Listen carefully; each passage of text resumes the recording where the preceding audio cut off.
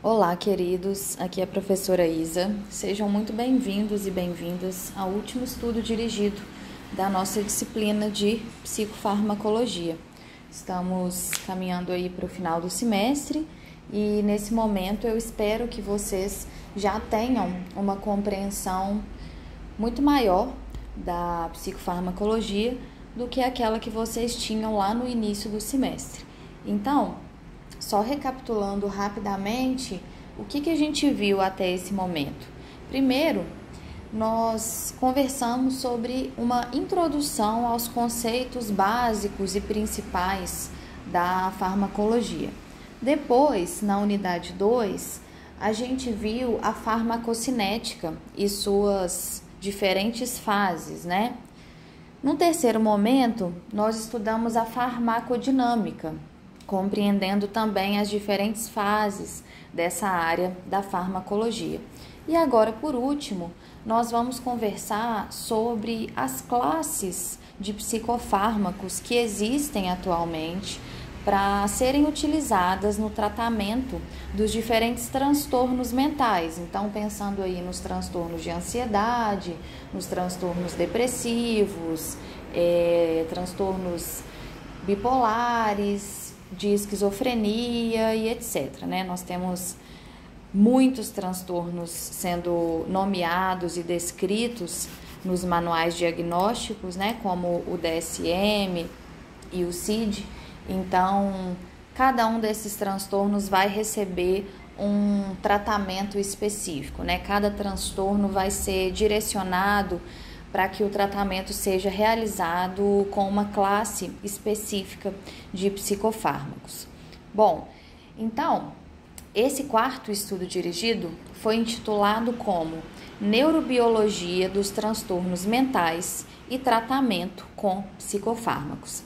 O objetivo desse estudo dirigido é compreender um pouco sobre como que os neurotransmissores estão diretamente relacionados aí no desenvolvimento de cada transtorno mental, mas não só isso, Compreender quais neurotransmissores estão relacionados com cada transtorno mental. Então, qual neurotransmissor que aparece em níveis desregulados nos transtornos de ansiedade?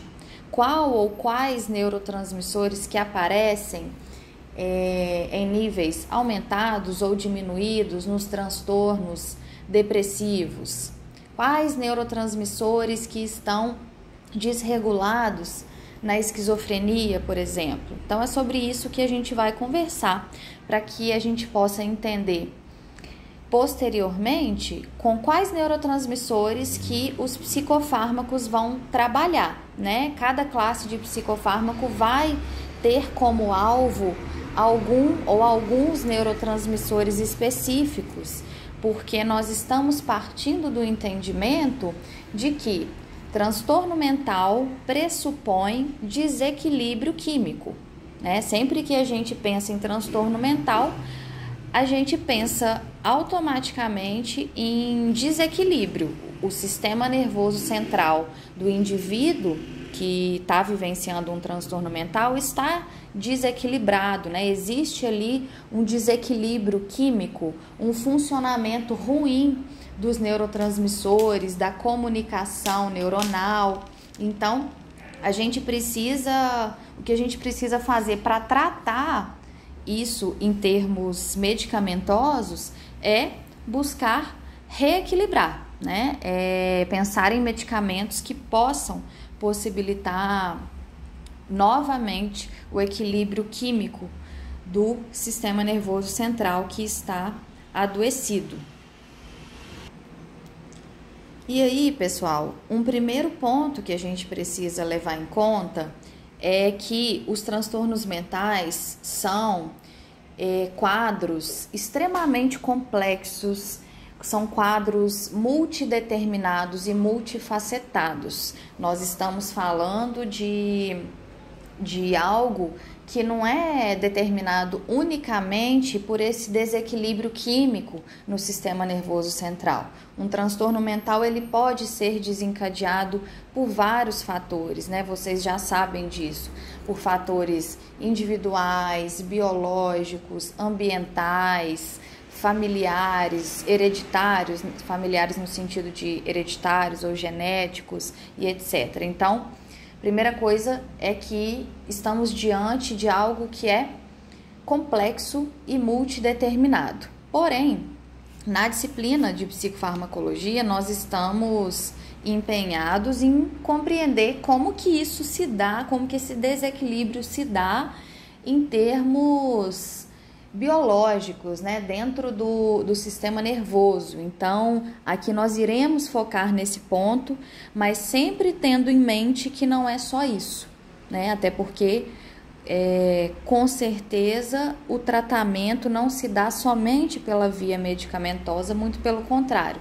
A gente vem conversando desde o início da disciplina sobre a importância de se pensar em tratamentos multidisciplinares para os transtornos mentais, né? Em tratamentos que envolvam um psiquiatra, um psicólogo, que incluam uma atividade física, um hobby, um lazer, enfim, em um tratamento que seja de fato multifacetado também, assim como é um transtorno psiquiátrico. Pensando então nessa parte biológica dos transtornos mentais, eu acho muito interessante quando a gente consegue compreender que o nosso corpo é uma máquina bastante complexa também, inteligente, né? Que age de maneira muito calculada e que possui alguns mecanismos naturais, fisiológicos, para buscar o equilíbrio. Então, muitas vezes, o nosso próprio corpo consegue reequilibrar diante de situações que geram desequilíbrio. Só que nem sempre isso acontece, né? Em alguns momentos, o organismo não consegue se reequilibrar sozinho e aí o indivíduo desenvolve um transtorno mental e precisa de um tratamento, inclusive medicamentoso. Mas o fato que é mais interessante é compreender que esse tratamento vai atuar diretamente nessas substâncias naturais que a gente já tem no nosso próprio corpo, que são os neurotransmissores. Nós já conversamos bastante sobre a ação dos neurotransmissores na unidade anterior.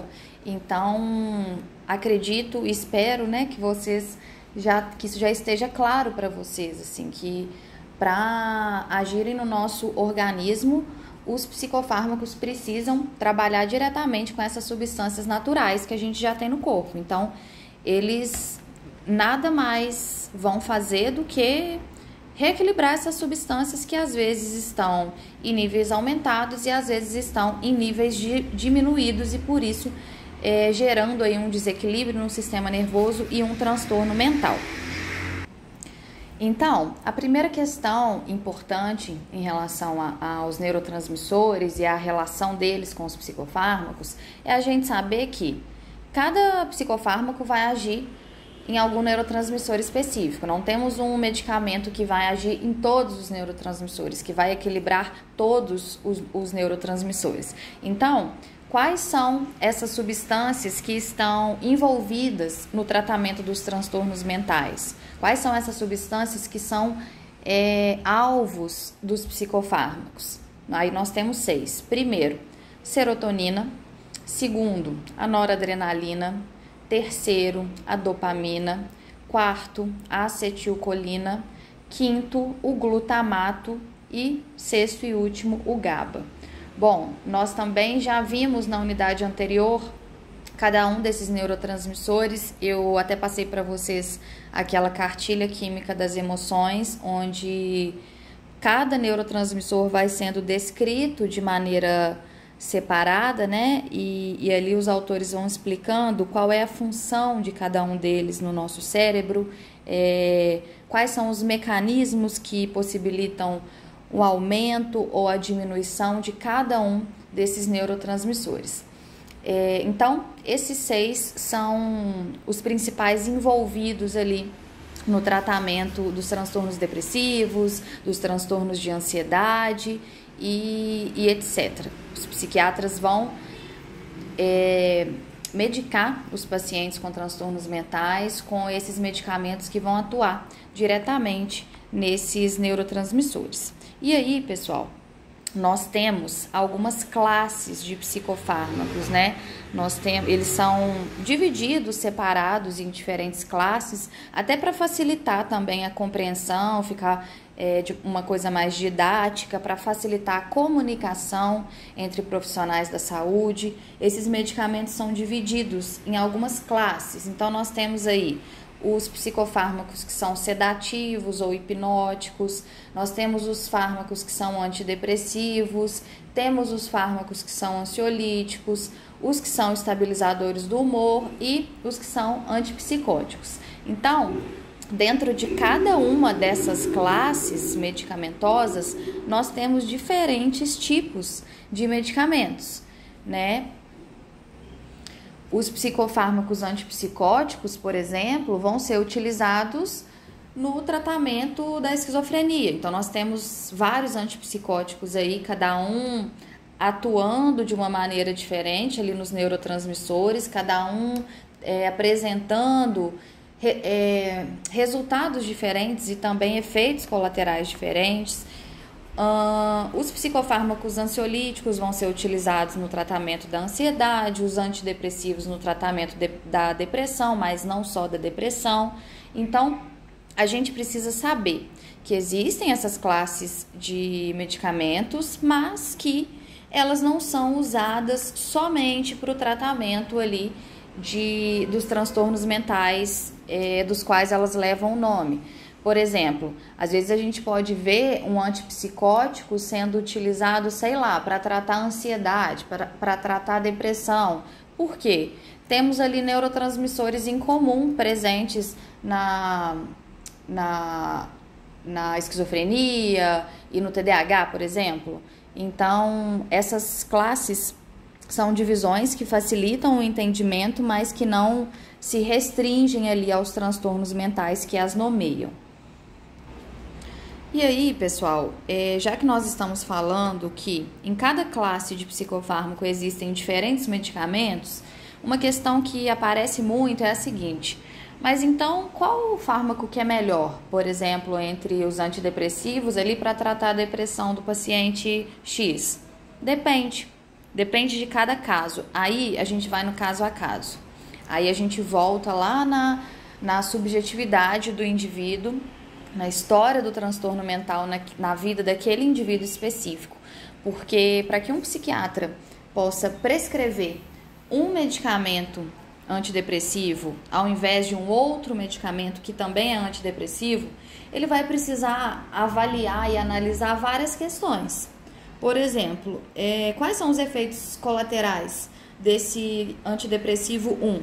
E quais são os efeitos colaterais desse antidepressivo 2? Então, deixa eu avaliar aqui os antidepressivos que eu tenho disponíveis na indústria farmacêutica e o paciente que eu tenho aqui na minha frente. Se eu estou diante de um paciente, por exemplo, que é obeso e que está tendo vários problemas de saúde decorrentes da obesidade, eu vou escolher um antidepressivo que tem como efeito colateral o ganho de peso? Não, esse antidepressivo já não vai ser a primeira escolha para esse paciente.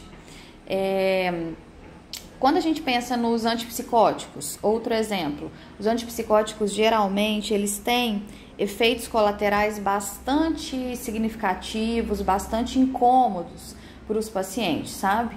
Então, os médicos vão precisar avaliar ali junto com cada paciente qual efeito colateral ou quais efeitos colaterais que são suportáveis para eles, né? Que são negociáveis, que são menos piores, digamos assim, né? Então, é muito esse raciocínio clínico de escolha do medicamento para cada paciente é muito um exercício de colocar na balança ali os benefícios e as desvantagens de cada medicamento para cada paciente. E outro ponto também é que muitas vezes o psiquiatra prescreve um ansiolítico e o paciente não se adapta, né? O psiquiatra pensa num primeiro momento que vai ser um bom medicamento para aquele paciente, mas ele não se adapta, ele pode apresentar efeitos colaterais que incomodaram muito ele, por exemplo, ou então ele pode perceber que não houve uma melhora significativa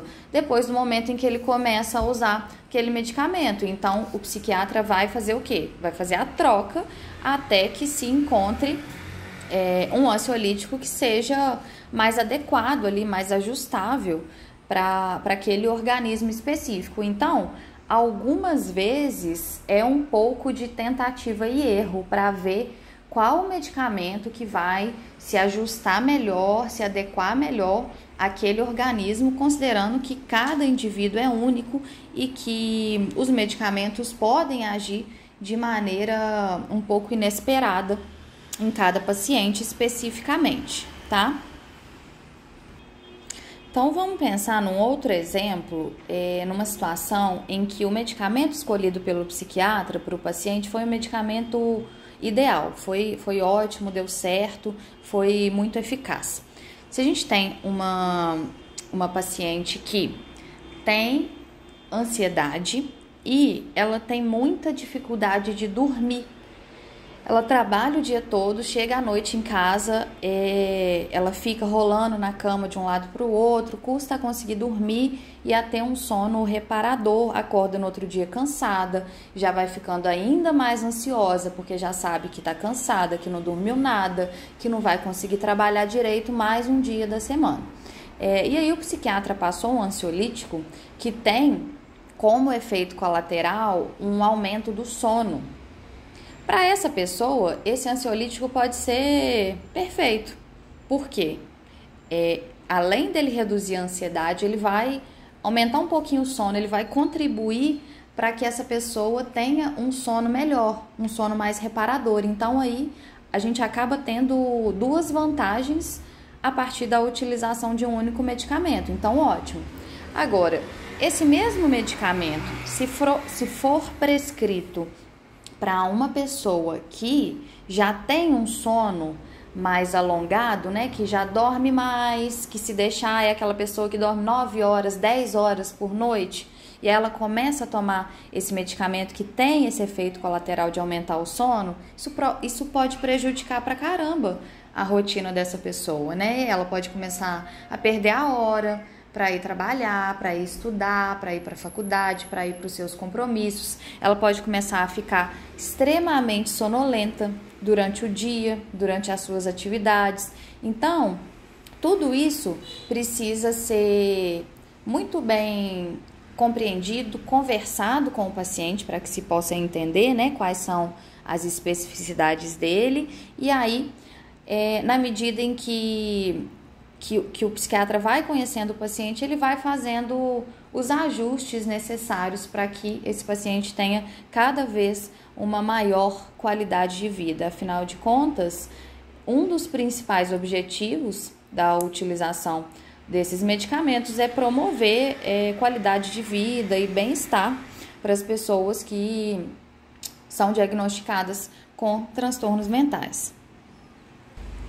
Bom, pessoal, então, dito isso, né, depois dessa introdução ao estudo dirigido que eu fiz aqui, quando vocês abrirem a apostila, vocês vão ver que lá eu estou abordando especificamente os transtornos de ansiedade, né, a neurobiologia da ansiedade e dos transtornos de ansiedade e não dos demais. Por quê que eu fiz isso?